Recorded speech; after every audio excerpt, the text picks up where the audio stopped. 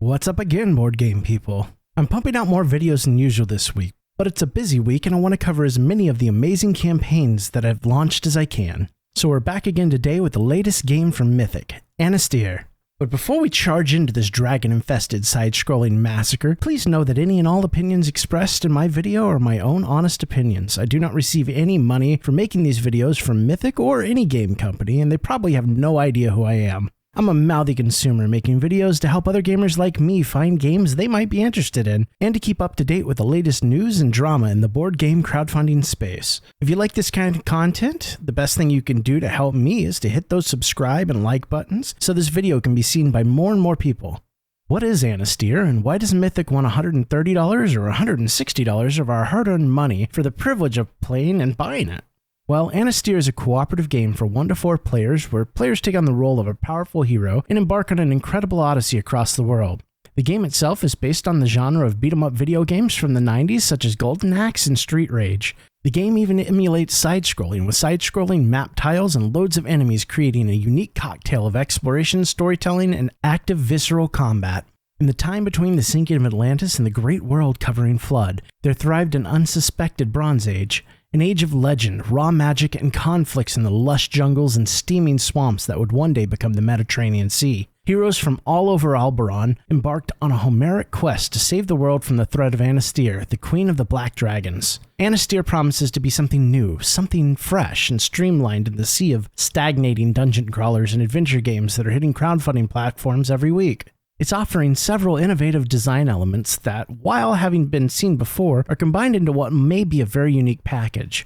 You'll see the term side-scrolling thrown around quite a bit. The map for any given mission is made of 2 giant 40 by 30 centimeter tiles at any given time. Players move left to right across these tiles, and when they all enter the right tile, the left tile is removed and the remaining tile shifts left, and a new tile is added on the right. They also offer 2 poses for each hero. One is a standing pose and one is a mounted. The mounted pose contains magnets that attach to magnets on the mount minis to keep them securely in place. While magnets are nothing new to miniatures, it's great to see them come from the factory this way, and it'll only help set Anastyr apart. Let's take a look at the pledge levels and figure out exactly what is being offered.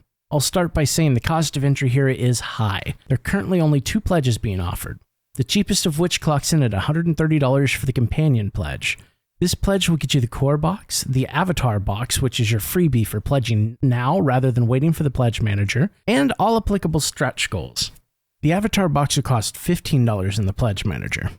At $160, you can grab the dragon pledge, which gets you the core box, the avatar box, the stretch goals, and the Solus expansion. For add-ons, they're currently only listing 1, but we're sure to see this list grow as the campaign rages on. Currently, you can grab the Solus expansion as an add-on for $40, so it begs the question, what is the Solus expansion? Well, it's not so much of an expansion as a miniature. The Solus expansion includes the Red Dragon miniature with 2 interchangeable magnetic backs. This looks to be a tameable and rideable mount. It's described as a cosmetic expansion and likely adds very little to the actual gameplay beyond offering a rideable black dragon, which, let's be honest, sounds pretty cool. So now that we know how we can buy into the game, let's look at what comes in the core box. The core box is chock full of stuff. It comes with 2 booklets, a rule booklet and a scenario booklet. We're currently getting 6 heroes in the core box. Bird, the Stone Avenger, armed with 2 shields and on a mission to protect her companions. Karik, the Renegade, an assassin versed in hand-to-hand combat who can move over terrain with ease. Undral, Daughter of the Wind, a powerful shaman who can command the art of wind to strike down her foes. Conrad, Prince of Blades. Conrad is a merciless whirlwind moving through opponents with ease. Shadu, the voice of the All-Mother, who summons Sylphe to do her bidding. And Pariah the Exile, a talented archer able to stun and dispatch enemies at will. In the way of components, we're getting 6 hero dashboards, each unique to the hero they represent and equipped with 2 spinning dials to track HP and Fury. We're receiving 9 huge adventure tiles that are sized roughly 30 by 40 centimeters. I'd be surprised if we didn't see more tiles added throughout the campaign. Then it comes to the smaller components.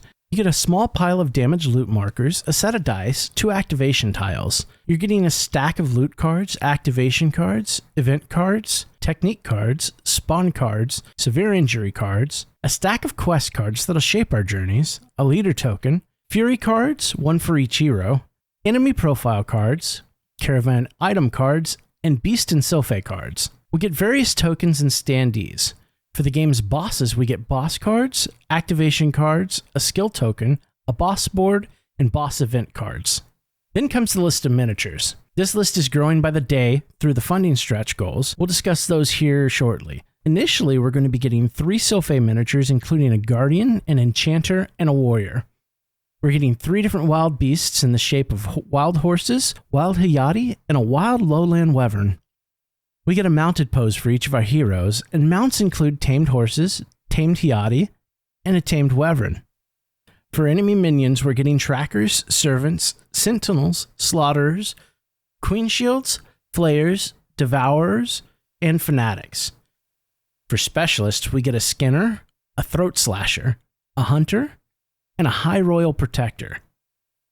Mini bosses include a behemoth, Bidar, and Bidar on one-eyed. The boss minis include Molokai, Naka, Anastyr, and Anastyr and Volkar. Everyone who pledges at least the companion level will be receiving the avatar box for free. This includes the avatar mini and the necessary play components. More is being added to the core box and presumably other boxes through funding stretch goals. As of filming, we've unlocked quite a few, including a campaign mode, alternate scopes for trackers, warrior brother enemies, an additional horse as a wild beast and a tamed mount, an alternate sculpt for the slaughterer, the high father enemy, an additional Hayati in both wild and tamed form. We're currently working on unlocking alternate sculpts for the servant enemy type, with more stretch goals still to come. The campaign page has a game highlights section that does a great job of illustrating some of what makes Anastyr tick. The first animation demonstrates how the side-scrolling tiles work. This ensures that the game board doesn't end up taking over your table. It remains a fixed size throughout your adventure. Enemies spawn on the right side of the adventure tile according to what's displayed on the spawn card. This makes it quick and easy to spawn new enemies and keep play progressing. Heroes use technique cards from their deck to gain combat or defense actions, and to use arts and other powers. Techniques often charge your fury gauge as well. Powerful combos can be triggered by storing technique cards from your hand below your character board in different combinations. These are used to unleash devastating effects on your enemies and beneficial effects for your party. Wild beasts can be tamed and made to fight at your side, or even used as a mount. When a hero's fury gauge is filled, they're able to flip their fury card and unleash a powerful free action that can turn the tide of battle. You're also able to grapple enemies and throw them. This affords you an opportunity to stun or even eliminate enemies quickly. So let's talk about shipping and delivery dates. Shipping estimates are included on the page, and they're a bit on the high side. It seems Mythic still hasn't negotiated a better shipping rate with their carriers. That is not included, so budget for that as well if it applies to where you live. They're hoping to have the game into the hands of backers by July of 2023. I know Mythic has been working on tightening up their production schedules, but it remains to be seen if the schedules will be stuck to or not. I would say this is an estimate at best. So what are my thoughts on Anastyr? It's a tough one for me. I'm like many of you who have several delayed and undelivered projects from Mythic. Their business model relies heavily on pumping out a new campaign each quarter, and this is very much business as usual for them. I have no doubt they'll eventually deliver on all their projects, and they have projects they have delivered that have been pretty good in both terms of quality and delivering on the gameplay vision.